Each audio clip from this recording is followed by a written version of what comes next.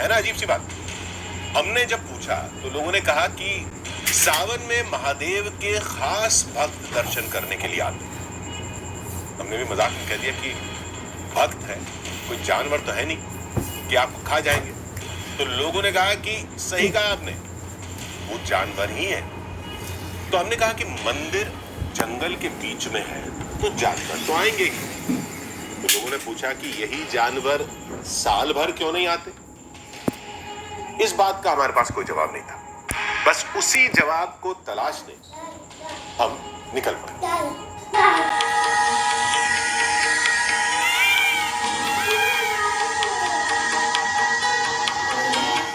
कुदरत की गोद में ऊंचे पर्वतों के बीच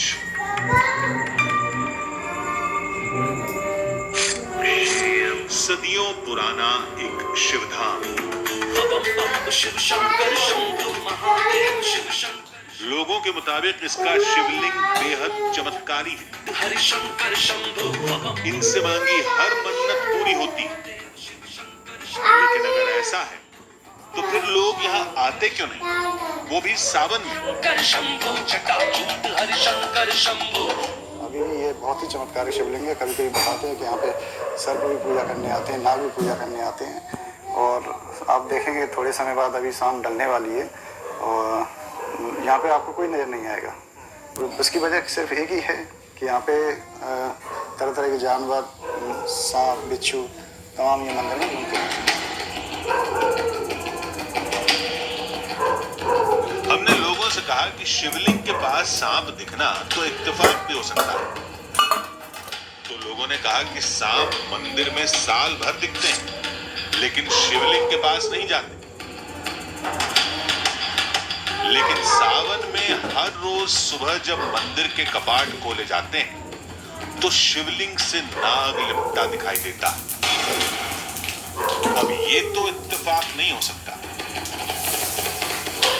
संध्या वंदन करने के लिए आते हैं, डेली आते हैं। एक दिन आए तो क्या देखा उन्होंने कि इस भगवान शंकर के जो दक्षिण उत्तरी जो दरवाजा है, उस दरवाजे पर इतना भयंकर सर्प कि देखने में भी मतलब आज तक किसी ने देखा नहीं। इतना मोटा, उसकी लंबाई चौड़ाई इतनी भयंकर। देखा तो बिल्कुल शंकर जी के सिर के पास शिवलिंग पर उसका फन रखा हुआ था और आराम से वो आराधना कर रहे। क्या था वो सिद्ध रूप में, कैसे थे, ये तो वही जाने। लेकिन वो एकदम फुफकार लगाई पे पुजारी महाराज की एकदम दौड़ लगी कि वापस चले गए। सिर्फ सांप दिखने की वजह से लोग आना बंद कर दें ऐसा नहीं हो सकता। वजह कुछ और हो। तब लोगों ने कहा कि सावन में शिवलिंग ज्यादा सिद्ध हो जाता है, तब तांत्रिक वहां साधना करने आते हैं। तब गर्भगृह के अंदर नाग उन्हें भगाते हैं और बाहर बाघ पहरेदारी करते हैं। तंत्र विद्या के लिए आते हैं बहुत से लोग, पर उन्हें करन ना देते भोलेनाथ। कोई न कोई जानवर, सरप वैसे भजा देते हैं। तो अपने पड़ोस गांव में बिना वो सिद्धि करी, यहीं रुके हुए का महीना, तो बिना वो शेर सेवा नहीं करन दे। कहूँ दरवाजे पे आए बोले, कहूँ भीतर तो गेट लगाए के भीतर रहो और अपने भजगो पे घर चलो। पहले नागराज और अब बाघ। एक भी दावा ऐसा नहीं था जिस पर यकीन किया जाए। लेकिन हम जिससे भी मिले सबने वही कहानी दोहरा दी।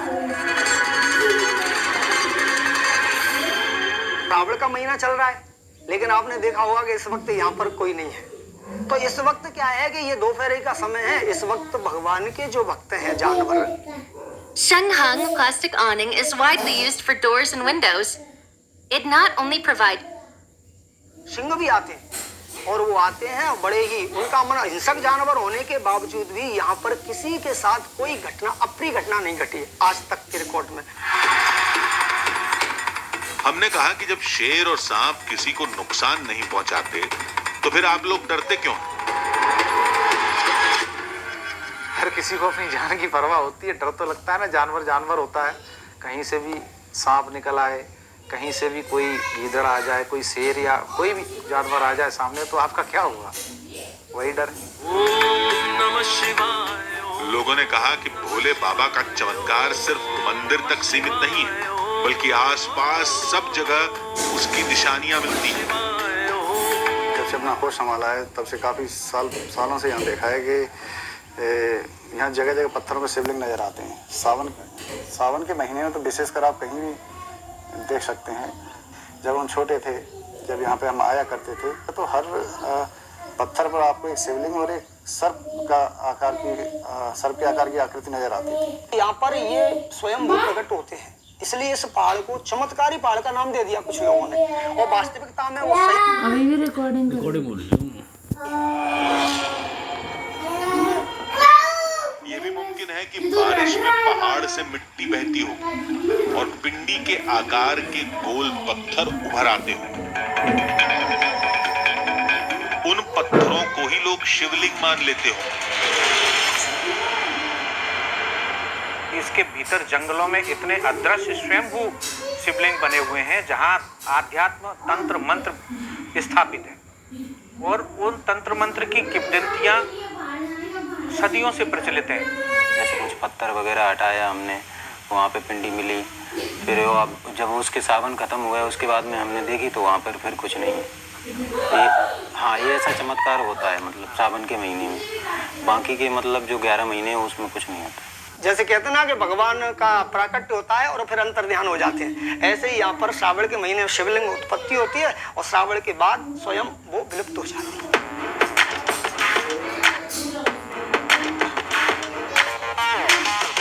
हम एक रहस्य खोजने आए थे और कई और रहस्यों में उलझ गए।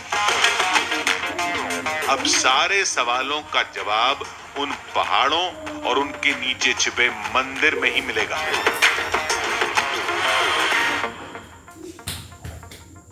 लोगों का दावा था कि सावन में नागेश्वर महादेव का शिवलिंग बहुत चमत्कारी हो जाता है, इसलिए पूरे पहाड़ पर शिवलिंग प्रकट होने लगते हैं।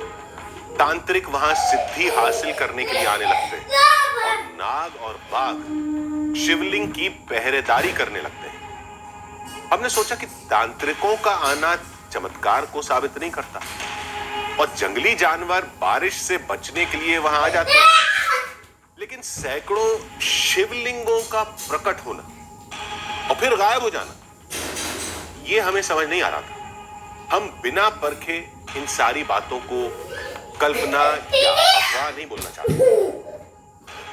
आप खुद सोचिए, शिव भक्त ऊंचे पहाड़, बर्फीले रास्तों, नदियों और सैकड़ों किलोमीटर का सफर तय करके महाकाल के दर्शन के लिए पहुंच जाते हैं। ऐसे शिव भक्त क्या महज किसी अफवाह या अंधविश्वास की वजह से रुक जाएंगे? बिल्कुल नहीं। यानी वहां कुछ तो है और वो भी बहुत बड़ी वजह होगी और हमें वही वजह पता करनी है।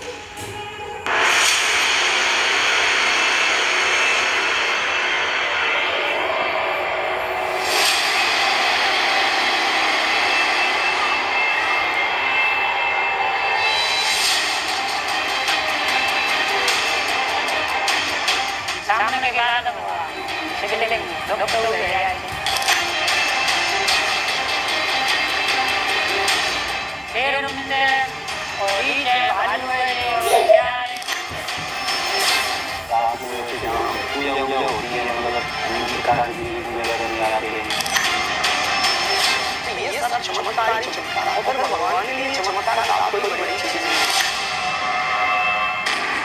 परेशान करने के लिए एक ही रहस्य काफी था, लेकिन यहां तो दावों की बारिश थी और सारे दावे जुड़े थे एक मंदिर से, नागेश्वर महादेव। सदियों से सावन में वहां चमत्कार होता। कहते हैं कि बारिश की बूंदें पड़ते ही भगवान शिव की महिमा से जंगल जाग जाता है। पहाड़ में शिवलिंग प्रकट होने लगते हैं। जंगली जानवर शिव मंदिर में आना शुरू कर देते हैं। नाग, बाघ, तेंदुए, सियार, सब। लेकिन क्या वाकई ऐसा है? चमत्कार के इन्हीं दावों को देखने हम निकल पड़े। आज हम आपको एक ऐसे मंदिर में लेकर चलेंगे जहां पर रात में बाघ की चौकसी होती है और जब सुबह के वक्त मंदिर खोला जाता है तो वहां पर मिलते हैं नागराज। मतलब बाघ भी पूजा करने आते हैं और नाग भी पूजा करने आते हैं। और इस मंदिर के बारे में बहुत थोड़े लोग जानते हैं क्योंकि घने जंगल के अंदर, जो आपको ये मेरे चारों तरफ वादी दिखाई दे रही है, इस वादी के घने जंगल के बीचों बीच वो मंदिर है। उस तक पहुंचना बहुत मुश्किल काम है, लेकिन कोशिश कर रहे हैं कि किसी तरह से उस मंदिर तक जा सके। This is my favorite. I like the way I look. मंदिर जंगल के बीचों बीच पहाड़ी की तलहटी में बना था।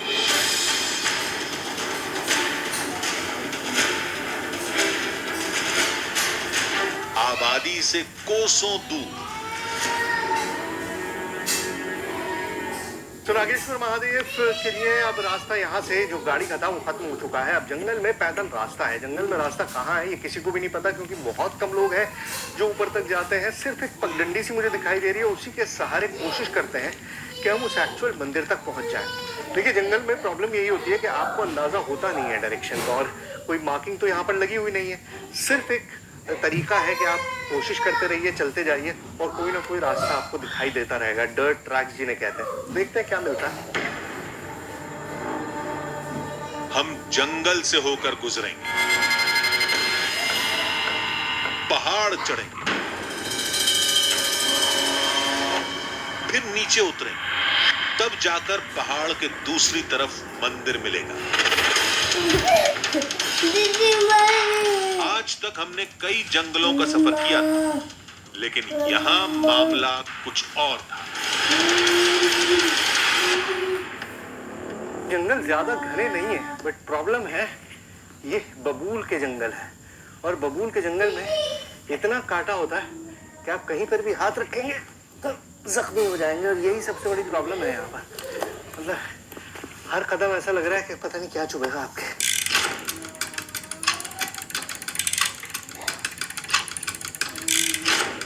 कांटे चुभते रहे, पथरीला रास्ता थकाता रहा, लेकिन हम आगे बढ़ते रहे।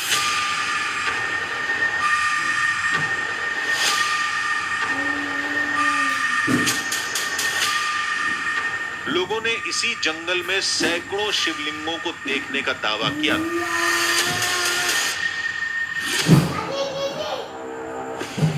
लेकिन अब तक हमें शिवलिंग तो क्या, पिंडी के आकार का कोई पत्थर भी नहीं दिखा।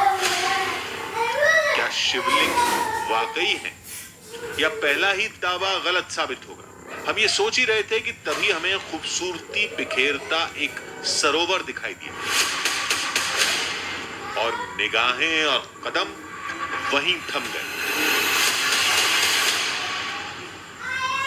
सावन के महीने में नागेश्वर महादेव लोग इसलिए नहीं जाते क्योंकि नागों का खतरा रहता है, लेकिन आम दिनों में भी लोग कम ही जाते हैं और उसकी वजह यह है कि यहाँ रास्ता बिल्कुल भी नहीं है। अब करीबन 1 घंटा बीत चुका है और पसीने से बुरा हाल है, बहुत ज़्यादा ह्यूमिडिटी है और रास्ता ना के बराबर है।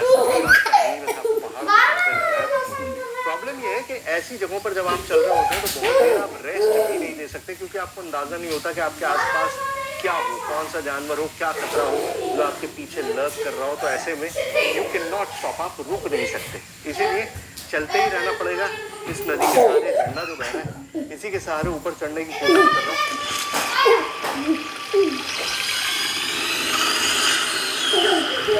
अगर कोई बाघ या शेर मंदिर में आता है तो जाहिर है वो इसी जंगल में ही कहीं होगा और वो यहाँ हमारे सामने आ गया तो हम कैसे बचेंगे?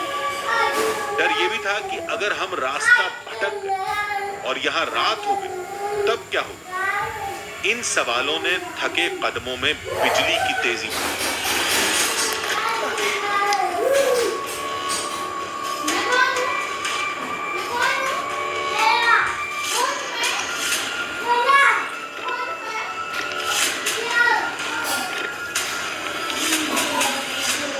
कई घंटों की चढ़ाई के बाद हम पहाड़ के ऊपर पहुंच गए और फिर जो हमें दिखा वो यकीन से परे।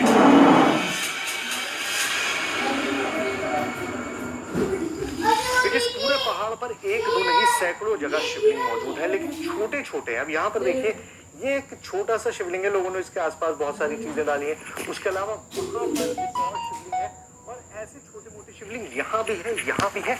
और आप अगर इधर आएंगे तो यहाँ पर भी कई सारे ऐसे शिवलिंग हैं जो मौजूद हैं। लेकिन जो बड़े शिवलिंग होते हैं, जिनको लोग बाद में आइडेंटिफाई कर पाते हैं, वो कहाँ होते हैं? ये देखिए, ऐसा एक शिवलिंग यहाँ पर है जो बहुत बड़ा था, और लोगों ने उसके इर्द गिर्द टाइल लगा दिया, उसको बड़ा कर दिया ताकि वो स्थापित रहे। ये नीचे झुका है, पहले ये ऊपर था, लेकिन वक्त के साथ जब सावन खत्म हो जाता है तो अपने आप नीचे की तरफ चले जाते हैं। ये भी नीचे की तरफ चला गया, लेकिन क्योंकि टाइल लग गए थे, एक आइडेंटिफिकेशन मौजूद थी, तो उसकी वजह से ये यहाँ पर कायम रहा। तो इस तरह के सैकड़ों शिवलिंग है। आंखों से देखा, हाथों से छूकर महसूस किया, ये कोई सपना नहीं, सब सच था।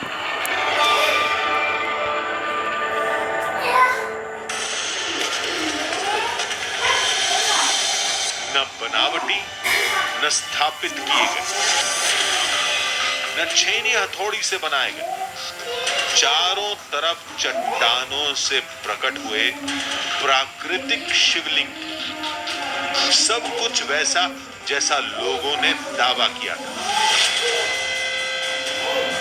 तो इस पहाड़ी को चमत्कारी पहाड़ी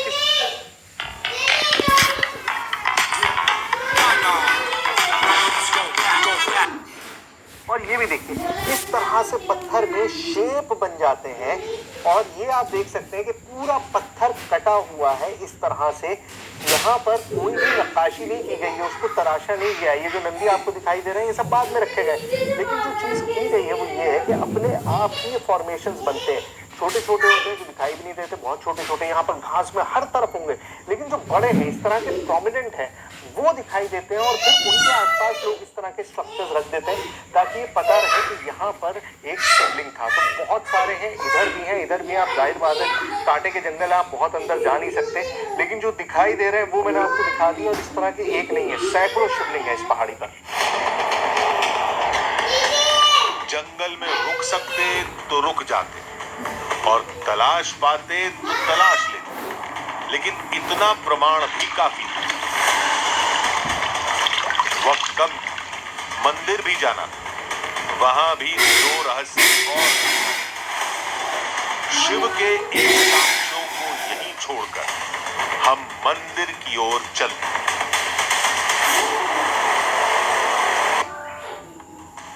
लोगों ने 3 दावे किए थे।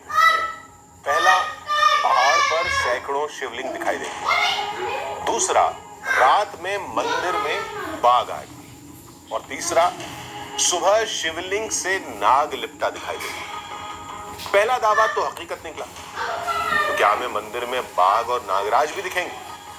हमारा प्लान था कि हम मंदिर में रात भर रुकेंगे, देखेंगे बाघ आता है या नहीं। फिर सुबह शिवलिंग के पास जाएंगे और देखेंगे कि वहां नाग दिखता है या नहीं।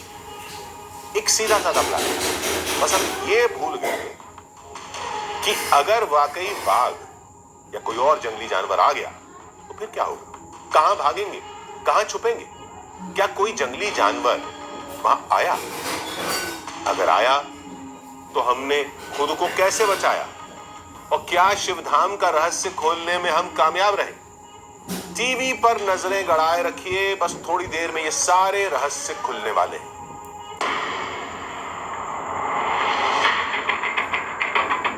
नागेश्वर महादेव साल के 11 महीनों में शिव स्तुति का साक्षी, और सावन में सन्नाटे। आखिर क्यों? इसी रहस्य को सुलझाने हम वहां पहुंच गए थे।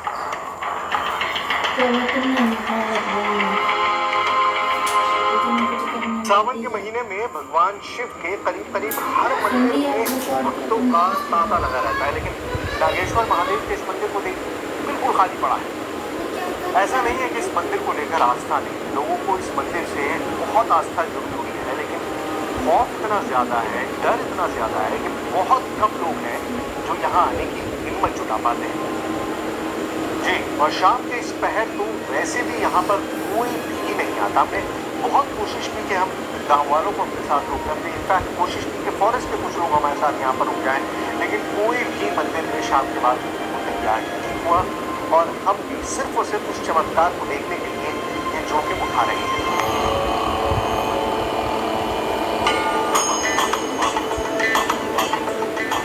सबसे पहले हम शिवलिंग के पास पहुंचे। सदियों पुराना शिवलिंग, शिवलिंग की तरफ मुख किए नंदी और शिवलिंग से लिपटा तांबे का नाग हमें कुछ अलग नहीं दिखा। लोगों का दावा था कि सुबह हमें सांप इसी शिवलिंग से लिपटा दिखाई देगा। ये देखिए पूरा फर्श जो है मार्बल का बना हुआ है। यहाँ पे मार्बल है, यहाँ टाइल है, यहाँ मार्बल है, बाहर पत्थर है। हर जगह जो है पक्का फ्लोर है, कहीं पे कोई कच्चा फ्लोर नहीं है। कोई ऐसी जगह नहीं है जहाँ पर कोई छेद हो, कोई बावड़ी हो, कोई दिल हो, सिवाय एक। वो कहाँ पर है? शिवलिंग के ठीक बराबर में एक जगह है और उस जगह में एक बड़ा सा छेद है। बिल्कुल यहाँ पर एक जगह है जहाँ पर आसानी से सांप आ सकता है। पर यहाँ पर लोगों ने भी पानी डाला है, मैंने भी अभी पानी डाल के देखा है, बहुत सारा पानी डाला। अगर कोई बावड़ी होती, कोई सांप होता, जाहिर है जब पानी जाएगा तो सांप बाहर निकल आएगा। पहले भी लोगों ने इस छेद का तल तलाशने की कोशिश की थी, लेकिन वो भी नाकाम रहे। सबसे बड़ी घटना आश्चर्यजनक ये है यहाँ की कि आप जितने भी इनका शिवलिंग का अभिषेक कर, कितने भी टैंकर मंगा लो आप, हमने खुद अभिषेक करवाया 10-12 टैंकर, और ये मोटर जो लगी हुई है ऊपर से नीचे से वो चालू है। अभिषेक रुद्री से रुद्रा स्टाइल अभिषेक चल रहा था। खूब मंत्र नमस्ते रुद्रमन्य उदोत कवे नमः बाहुभ्याम उदते नमः, सारे रुद्र अभिषेक चल रहा था। आप अचंबा करोगे कि वो टैंकरों का पानी कहाँ गया। आज तक ये नहीं पता पड़ पाया यहाँ पर कि ये पानी कहाँ से निकलता है। छेद के अंदर सांप होता तो पानी से बचने के लिए बाहर भागता, यानी सांप यहां से नहीं आता। एक जवाब मिला तो नया सवाल पैदा हो गया। छेद में जो सैकड़ों लीटर पानी डाला गया वो कहां गया? लोगों ने कहा था कि छेद नागलोक तक जाता है और सारा पानी वहीं चला गया, और नागलोक के सांप ही शिव भगवान की आराधना करने आते हैं। भारत सरकार के DRDO को वहाँ करीब 10,000 बीघा जमीन अलॉट हुई है। जब उस पहाड़ पे उसको उन्होंने अपने जांच की गई कि 162 मीटर तक वो शिवलिंग, तेलरी महादेव का जो शिवलिंग है, 162 मीटर तक उसकी गहराई देखी गई, और इसी कारण से उन पहाड़ों को उस परिधि से छोड़ दिया गया। DRDO ने उसका अधिग्रहण नहीं किया। वो और पहाड़ों की और जगह की बाउंड्री वाल करा रहे हैं, लेकिन उस जगह को छोड़ दिया गया। जब DRDO जो रक्षा अनुसंधान केंद्र है भारत सरकार का, वो उस जगह को उसके महत्व के कारण छोड़ रहा है, तो आप इसको कैसे नकार सकता है? शिवलिंग के पास ये छेद सैकड़ों साल से,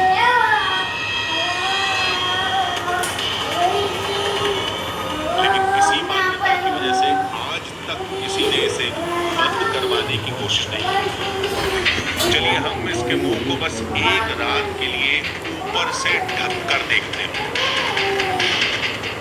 इस पूरे मंदिर में सिर्फ एक ऐसी जगह है जहाँ पर मुझे शक है कि सांप रह सकता और वहाँ से सांप बाहर आ सकता, और वो है शिवलिंग के पास ये खाली जगह जिसको मैंने कपड़े से भर दिया है। मतलब मैं इंश्योर कर रहा हूँ कि कोई भी ऐसी जगह ना छूटे जहाँ से सांप के इस शिवलिंग पर आने का कोई भी चांस हो। अगर वैसे तो मैंने आपको बताया कि यहाँ इतना पानी जाता है कि अगर कोई भी जानवर होगा तो बाहर आ जाएगा, लेकिन उसके बावजूद भी मैंने एक कपड़ा जो है इसमें लगा दिया है और ऊपर से मैं सारे पत्थर इसमें रख दे रहा हूँ।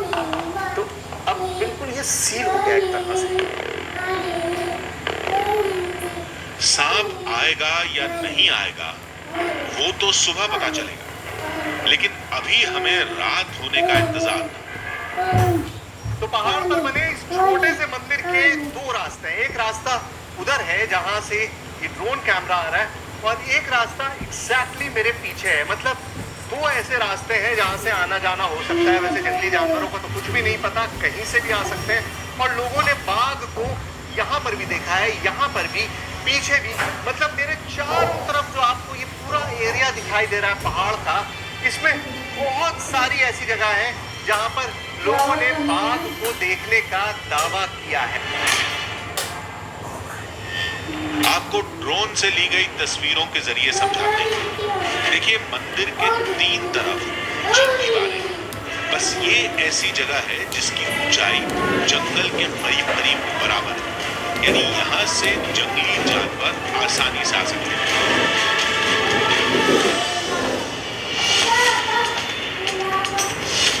हम छत पर खड़े होंगे और नीचे नजर रखेंगे, कुछ दिखेगा तो छुप जाएंगे। ये प्लान रात के लिए था,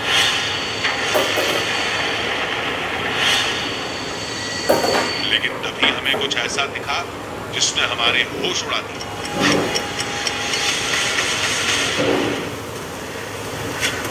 शाम नहीं हुई है, लेकिन जंगली जानवरों ने इस मंदिर के अंदर घेरा करना शुरू कर दिया है।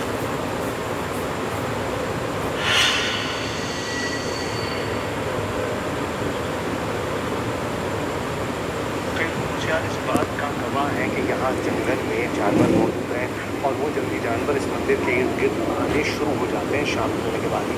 पहला सूरज हमारी आंखों के सामने है, इतनी जल्दी पूरी तरह से शाम भी नहीं हो रहा है, साया भी वैसा ही है, लेकिन देखिए वहाँ पर आपको दिखाई दे रहा होगा सियार मौजूद है। ये जानवर छोटे थे, हम पर हमला नहीं कर सकते थे, लेकिन रात में अगर कोई बाघ आ गया तो क्या? हमने फौरन दरवाजे बंद करने शुरू कर दिए।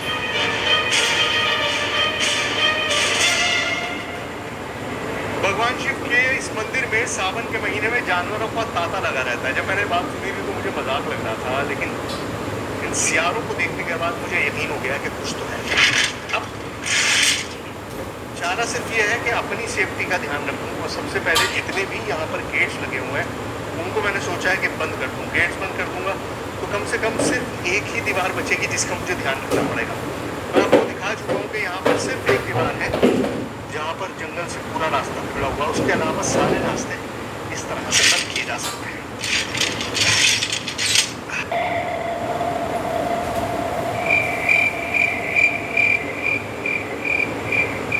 सूरज डूबने के साथ इंतजार खत्म। प्लान के तहत हमने छत से जंगल और मंदिर पर नजर रखनी शुरू की। हर आहट पर हमारी निगाह उस ओर घूम जाती थी।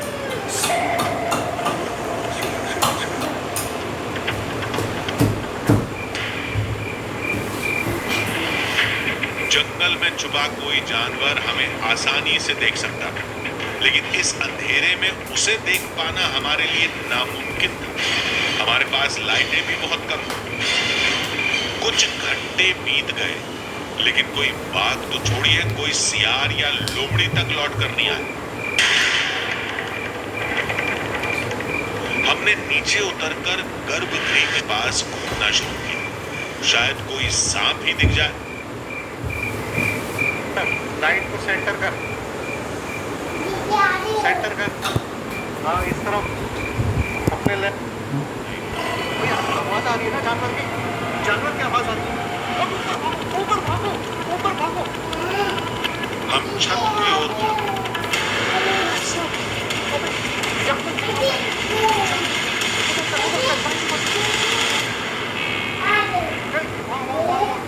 मुझे समस्या है यार, एक साथ रहो, कोई दूर मत चढ़ना, दूर मत चढ़ना।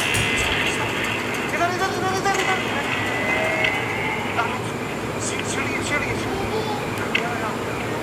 गुर्राने की आवाज किसी बड़े जानवर की थी।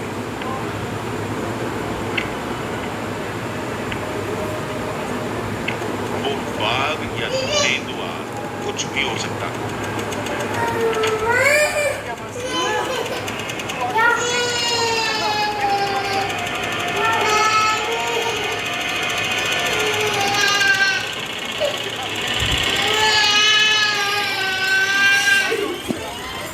लाइट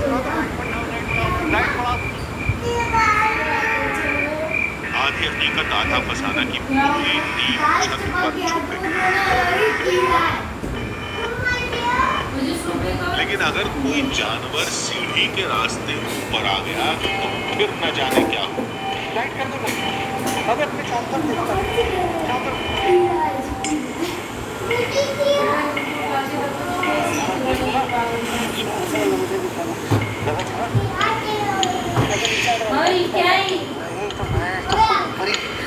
ऊपर से ऐसा अगर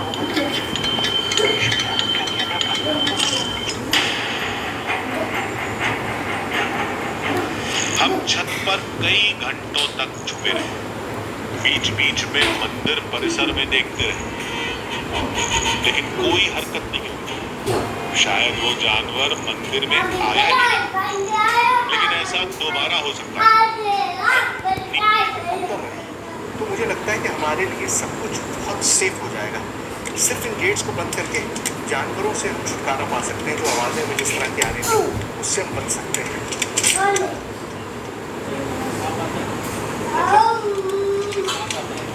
सांप तो आते ही है, तो बाहर में तो जानवरों की आवाज़ आ रही है, तो यहाँ ना रहे अंदर दिक्कत है।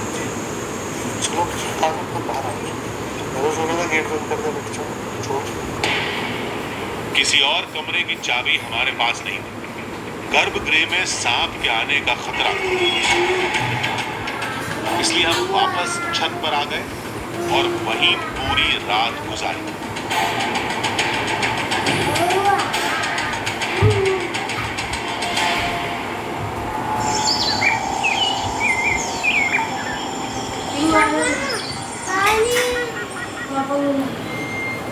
सुबह होते ही हम मंदिर के गर्भगृह की ओर भागे। अब बारी थी तीसरे दावे को भरने की। ऐसा इसलिए सुबह का वक्त हो गया, तो मतलब कि वो वक्त है जब शिवलिंग के अंदर जाके देखने की जरूरत है कि वहाँ पर क्या नजारा है। अंधेरा बहुत है, रोशनी में मुझे दिखाई कम दे रहा है। ओह, आप देख रहे हैं कि मैं देख रहा हूँ, बिल्कुल सामने शिवलिंग पर एक नाग बैठा हुआ है, बिल्कुल सामने हाथ फैला है। जिस तरह की कहानियां सुनी थी कि नाग होता है, बिल्कुल उसी तरह का नाग। और कि मेरी आवाज़ सुन के पीछे की तरफ टर्न कर गया, मेरी तरफ टर्न कर गया। मतलब अपने आप में शॉकिंग है। आप इधर आइए, ये देखिए, बिल्कुल अपने आप में शॉकिंग है।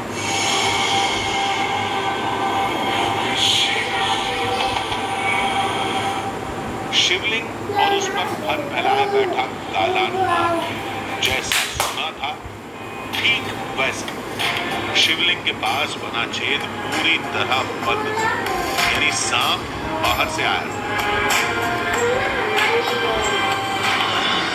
मैं इसका कोई एक्सप्लेनेशन नहीं देना चाहता हूँ, ना ही इसमें कोई दखल अंदाजी करना चाहता हूँ। ये मेरा काम